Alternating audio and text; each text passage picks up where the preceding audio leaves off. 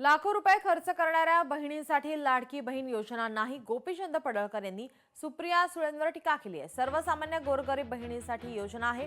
अंबरनाथमध्ये गोपीचंद पडळकर यांनी हे वक्तव्य केलंय।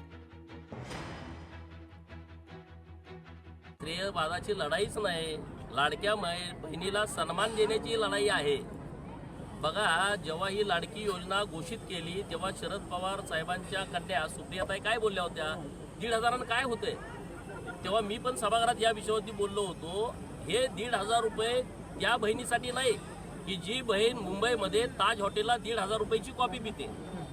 ही लाडकी बहीण योजना त्या बहिणीसाठी नाही की जे समुद्राच्या कडेला नरिमन पॉइंटला जे ट्रायडंट हॉटेल आहे तिथं 1,000 रुपयाचा चहा पिते।